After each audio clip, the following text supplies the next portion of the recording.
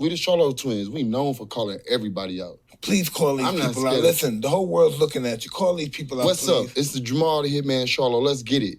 Who want it? Name them names, man. They know who they is. Name them names, please. The names need to be named. They know who they is. The Mexican monster. Mexican monster. Bello. Caller, what's your name? Where you calling from?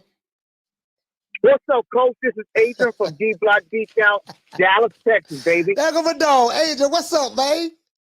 Do you think that Wilder had a point? Someone from Wakanda sent it to me. He called me all types of names, sent me an email and stuff like that. You know, I don't take it personal, you know. But do you think you have a point that, you know, if it wasn't for Wilder, we probably wouldn't even be talking about Tyson Fury right now because, you know, he say, listen, man, you was contemplating suicide. You know, before you met me, you was battling depression. I'm the one brought you back to big time boxing. I'm the one did that. I'm the one put food on your family table. Wilder was very adamant about that, and the brother reminded me of this, and I remember seeing it. But he threw that in my face to help support his claim. So I said, you know what? Let me pose it to the people, because I do this for the people, by the people, other people, because we come from the people. And I say, let me ask what the people say. Do you think that the Tyson Fury fans should give Deontay Wilder a bit of gratitude for what he's done for Tyson Fury? Don't ever forget, when I found you, you was strung out on coke. When I found you, you was like a big house, contemplating about killing yourself. So don't you ever forget who brought you to big time boxing. I drugged you back. I brought you back. I provided food and put food on your table for your family to eat. And I'm doing it for the second time. So don't you ever forget that. Okay, how about this? How about tell that mother freak, whoever the hell it is, it's all about being truthful and being truthful. The way I see it, you coming out with it, you ain't got no agenda against nobody. You just keep it truthful. Like you say, let's keep it boxing. Right. When you keep it boxing, you can have everybody else that has agendas. They're going to fly away. Like you put the Bible in front of somebody, hey, you want to read the Bible? People are going to run away. Wilder should be appreciative of Fury because before fighting Fury, Wilder wasn't making any money like he was before. Because of Fury, Wilder became a great legend because of that. It takes two men to tango. It doesn't just take one man. It took that. So now we're at a point where Wilder had to go through a depression. Wilder had to go to Africa to go talk to some doctors. Wilder had to take a trip to see if he was going to be okay or not. Karma is something. Karma is real. So for somebody to say that that Fury needed Wilder, no, it was the other way around. You need a man to tango. And that's the way I see it. You're not wrong, Coach. That guy's wrong. That guy hasn't. And that's the way you got to see it. Karma's a B-I-T-C-H. Because in the beginning, Fury was down and he came back up and he rose up and people hated that story knowing that they were going for Wilder. They couldn't believe it. They knocked him out. And guess where their man was at? Crying, seeing a bronze bomber statue in Alabama going through a depression of his own. The only way he could come back is fight a fake Fury fighter. You're always right, Coach. Keeping it real. That's all I got to say. All right. Shout out to Adrian, man. I want to thank the whole hood who came out here. I love y'all. I did this for the hood. Y'all know I beat that boy. Caller, what's your name? Where you calling from? Dallas, Texas. What's your name? Big Snack Pack. Big Snack Pack, Dallas, Texas. Talk to me. Yeah, man. I just want to salute to the mighty LDBC. I like what y'all boys doing. You know what I'm saying? And keep up the good work. Yeah, I'm not a part of the LDBC, sir. Well, you should be. Why you say that? He don't know. He said I should be a part of the LDBC. And he on the phone. Okay. Hey, shout out to what his name? Big Snack Bag from Dallas, Texas. Caller, what's your name? Where you calling from? Going once, going twice. What's good, Coach? Oh, all right. What's good, Coach? What's your name? Where you calling from? Yo, this is Ron from Vermont. What's good, Coach? Big Ron from Vermont. Talk to me. Yo, man, I just heard my boy Big Snack Pack call in. I just had to call in right after him. You know what I mean? Good brother. Yeah. But like, where was all this energy for all of this pimping and all of this fucking this bullshit with like the fucking child molester over there? Excuse my French. But ain't none of them had energy for that when they all kicked me out the group, all because I stated that this nigga BF. Ron, you went out. Oh, I'm still here. Can you hear me? Yeah, I can. You go ahead. Yeah, my bad. But I'm just trying to understand, like, where's all this energy? I see them coming over here to protect their fearless leader, the guy who make them pay dues every month, who's a pimp. But like, where was all this energy when they kicked me out, all because I was speaking on the fact is that this dude BFTV was grooming a chick right online. Oh, so you used to be a part of the LDBC and they kick you out? Yeah, they kicked me out because I watched the nigga. I called him up, and then I made a video talking about this nigga, like, what he did was wrong because he grooming that girl right online in front of her father. I don't condone shit like that. But they kicked me out, but they got all this energy for these fucking pimps and these pedophiles and all this dumb shit. But they call themselves pro-black. So let me Ron, let me ask you this. Let me play devil's advocate. It might be someone who's from that side of the street listening to this show. They hear your phone call and they may say that you sound like a disgruntled employee, a former member. You was upset that they kick you out of the Alphabet Boy family, and that the reason why you're attacking them or saying what you're saying now is because you want to come back, but they won't let you back in. Well, what say you? I say I don't condone that, and I'm glad that I left when I left, and it was an eye opener. If anything, that's what I would say.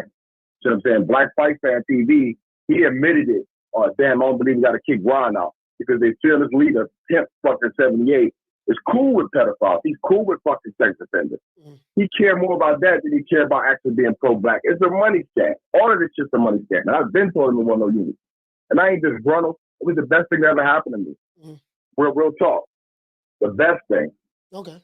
All right, well, Ron, man. You can't be walking around being mad at people all day. What do you think about the subject matter at hand? What do you think about Tyson Fury? Do you feel Tyson Fury is ungrateful for Wilder bringing him back to big time boxing and talking him out of depression and stopping him from committing? That's what Wilder said. Stopping him from committing suicide. Do you think that Fury and Tyson Fury fans should be grateful to Deontay Wilder for doing that for them? You know what? I doubt it because I think he would have came back anyway. The point is that like they both, Wilder needed a big guy. He needed a relevant name, basically make yourself. He just thought Fury was easy cherry pickers. I'm not gonna get all deep into it. Like we don't know if he was coming back to boxing or not. A lot of boxers retired and come back. Floyd did it. I'm not gonna speculate what I think that man thought as a boxer, as a professional boxer. That's too deep for me. Yeah. But it was a good series. It was a good series, the trilogy. And I appreciated it. But we knew who could box better and we knew who couldn't. So after the first fight, why didn't they study the tape before the second fight when he got demolished? So evidently, they don't know what the hell they doing in that camp to basically let Fury beat him 7-0 the second fight. After he beat him, 3 to 9, 3 to 9. Because he lost that fight, the first fight too. It was a stressful fight. But thank God for the knockdown. You see what I'm saying? So that's just the way I look at that. All right, you know what I mean? All right, well, Ron, thank you, fam, for calling in, man. I appreciate that. Shout out to Ron from Vermont. Hey, shut that soft ass shit up. And the best man to win. That's some soft ass shit. Shut that soft ass shit up. All that soft talking. I know you can do it, man. You got to, man, shut that soft ass shit up. So, over here, we have what? The 16 commandments. We the only boxing community on YouTube that have this. And it was a gang of us who came up with these commandments. And I think we was covering the Devin Haney fight. Commandment number 1, thou shalt not fan boards for any fighter. You're going to find out what the definition of a fanboy is in a minute. Commandment number 2, thou shalt not deride for a promotional company or a promoter. Whether it's Al Heyman, whether it's the PBC, whether it's Bob Arum, whether it's Top Rank, whether it's Eddie Hearn, whether it's Matchroom, whether it's Frank Warren or Queensberry. We don't do no deriding for no promotional company or no promoter. And I'm going to tell you why we have these rules. The reason why we have these rules, because I look at these people who deride for certain promotional companies, they have an extreme bias for that promotional company or that promoter, and that bias clouds their vision and it takes them away from the sport of boxing. They don't judge based on the merits of boxing. They judge based on their diluted mindset as it relates to a promoter or a promotional company. I've been watching boxing for 42 years, and in the old heads who taught me, my Uncle Benny, I was never taught to deride for a promotional company. I've never done that before. I'm a fan of the sport of boxing, not promotional companies. Commandment number 3, there should not be a manager or promoter for any fighter. You got a lot of managing and promoting going on online. And I'm going to break it down with you right here. Commandment number 4, there shall not pocket watch a fighter's money. I'm going to tell you why we don't do that. And commandment number 5, there shall not talk boxing without facts. You have a lot of talking about boxing that have nothing to do with facts. It has to do with emotion. It has to do with, whatever your hangups is. Your hangups are not my hangups. Again, I don't do this for subscribers or nothing like that or to try to be down with people. I don't give a damn. I've been consistent since I started this channel. December 31st, I think. Something like that. 2020. Seen a lot of come, I've seen a lot of go. And it goes with the territory. The reason why these 3 are important because people who manage and promote, they be online. Sign the contract, 60-40, 70-30, 80-20. Take whatever we give you. Shut up. You know what I mean? You's a coward. Oh, bitch ass nigga. But he's a black fighter. We supposed to ride with a black fighter. I don't care about that whole ass nigga. We ain't riding from that black fighter. We only riding for a particular black fighter that's from Texas or from Alabama or from B-More. And that's it. The other black fighters who ain't down with the set, who don't want to give us no interviews, F them, we going to attack them. But that's not what you said, the reason why you started your organization. Don't be pointing out my hypocrisy and my double standards. Okay. So we don't do that. Because they go online and they make arguments for why we shouldn't have fights. The reason why we don't pocket watch the fighter's money, the guy who I showed you, he was broke, ain't had no goddamn money. Needed to beg his subscribers for money to send money home to his wife. So that'll be the same dude that'll be online, sign the contract, 60-40, 70-30, 80-20. He got a slave contract. Nigga, you broke, ain't got no money. You got a net worth of 2 figures. How you gonna tell a fighter that got a net worth of $9 million that he got a slave contract and he made bad business moves? Look like to me that you made some bad business moves. True, true, true. Look like to me you made some bad business moves. So I just point out the hypocrisy. Make it make sense. And we don't pocket watch the fighter's money because these dudes be online. My fighter Tank, my Tank got millions of dollars in the bank, and he got this. And your fighter Devin Haney, he ain't got no money. Tank got the money. Dude, when I look at his net worth, he ain't got but a net worth of $4 million, way more than what I have. Oh, he got more money than that. He got money in escrow. How do you know that, sir? Who told you that? You in your baby mama house, eating up all the kids' cereal, drinking up all the milk, drinking up all the juicy juices, got your homeboys in there smoking on the Nick sack. Who told you that? My favorite YouTube channel told me that. Hey, they told me that. They told me that. Oh, they did, huh? Okay. And these ain't young dudes. These dudes are in their 40s like me. These dudes are in their 40s like me. 30s and 40s. I can't make this up. True, true, true. Let's continue. Thou shalt not get too emotionally invested in a particular fighter. If you violate rule number 6, that means you are in violation of rule number 1, commandment number 1. Thou shalt not fanboy for any fighter. That's because you are, a fanboy is someone who has an overly emotional investment in a particular fighter. Commandment number 7, thou shalt not criticize a fighter for cherry picking when your favorite fighter is cherry picking. We see this online. Oh man, he ain't fought nobody. This dude ain't fought nobody. I don't care nothing about that whole ass nigga. He a black fighter, but F him. He ain't with my crew. He won't give us no interview. I don't care nothing about that whole ass nigga. He ain't fought nobody. He got a resume full of bums, while at the same time not acknowledging that the fighter who you talking about been cherry picking, he ain't fought nobody. True, true, true.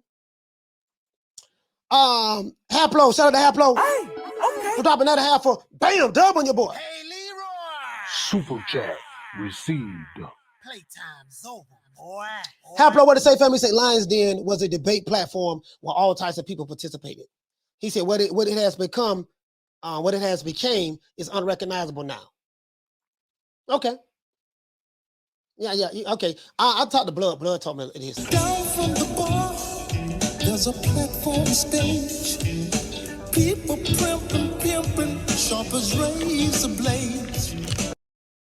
So these are the commandments that we have. Commandment number 8, thou shalt not condone any elite fighter for ducking another elite fighter. So if you're online, oh man, my fighter, he ain't got to be fighting. He ain't got to fight Tank. My fighter Tank, he ain't got to fight Devin Haney. He don't bring nothing to the table.